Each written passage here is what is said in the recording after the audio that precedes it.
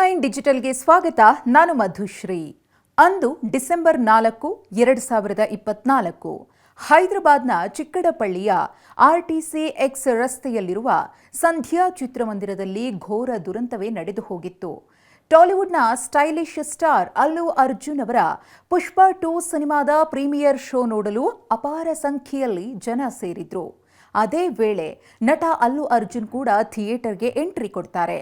ಆಗ ಅಲ್ಲು ಅರ್ಜುನ್ ಅವರನ್ನ ನೋಡೋಕೆ ಅಭಿಮಾನಿಗಳಲ್ಲಿ ನೂಕುನುಗ್ಗಲು ಏರ್ಪಟ್ಟು ಕಾಲ್ತುಳಿತ ಸಂಭವಿಸುತ್ತೆ. ನೋಡ್ತಾ ಇದ್ದಂತೆ ಕೆಲವರು ಕಾಲ್ತುಳಿತಕ್ಕೆ ಸಿಲುಕಿ ಅಸ್ವಸ್ಥರಾದ್ರೆ ಓರ್ವ ಮಹಿಳೆ ಸಾವನ್ನಪ್ತಾರೆ.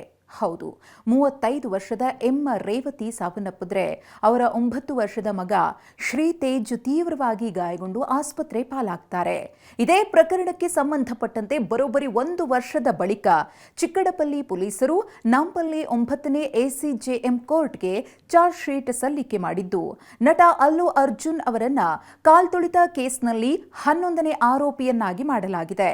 ಒಟ್ಟು 23 ಮಂದಿಯ ವಿರುದ್ಧ ಪೊಲೀಸರು ಚಾರ್ಜ್ ಶೀಟ್ ಅಂದರೆ ದೋಷಾರೋಪ ಪಟ್ಟಿಯನ್ನ ಸಲ್ಲಿಸಿದ್ದಾರೆ. ಹಾಗಿದ್ರೆ ಚಾರ್ಜ್ ಶೀಟ್ನಲ್ಲಿ ಏನೇನ್ ಇದೆ ಅನ್ನೋದನ್ನ ನೋಡೋಣ. ಯಾರ್ಯಾರನ್ನ ಆರೋಪಿಗಳನ್ನಾಗಿ ಮಾಡಲಾಗಿದೆ ಅನ್ನೋದನ್ನ ತಿಳಿತಾ ಹೋಗೋಣ. ಈಗಾಗಲೇ ಹೇಳಿದ ಹಾಗೆ ನಟ ಅಲ್ಲು ಅರ್ಜುನ್ 11ನೇ ಆರೋಪಿಯಾಗಿದ್ದಾರೆ.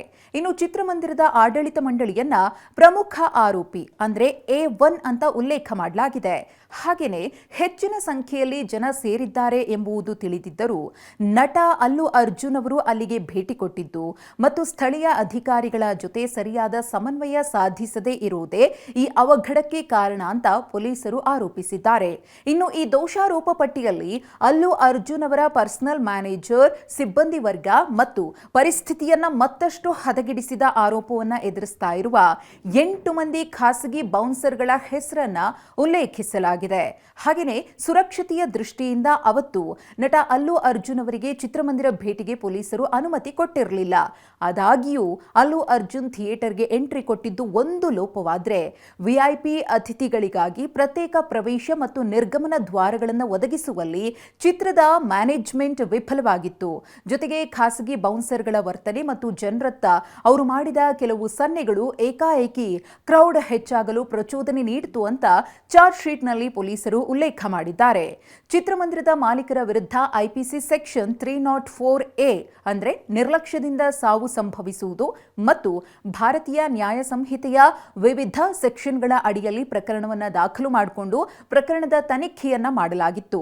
ಪ್ರಕರಣ ಸಂಬಂಧ ನಟ ಅಲ್ಲು ಅರ್ಜುನ್ ಬಂಧನವಾಗಿ ಜೈಲಿನ ಕತ್ತಲ ಕೋಣೆಯಲ್ಲಿ ಅಲ್ಲು ಅರ್ಜುನ್ 1 ರಾತ್ರಿ ಕಳೆದು ಬಳಿಕ ಜಾಮೀನನ್ನ ಪಡೆದು ಹೊರಬಂದಿದ್ರು. ಆದರೆ ಈ ಪ್ರಕರಣ ರಾಜಕೀಯ ತಿರುವನ್ನ ಪಡ್ಕೊಂಡಿತ್ತು. ಅಲ್ಲು ಅರ್ಜುನ್ ಮತ್ತು ತೆಲಂಗಾಣ ಸರ್ಕಾರದ ನಡುವೆ ವಾಕ್ ಸಮರವೇ ನಡೆದು ಹೋಗುತ್ತೆ.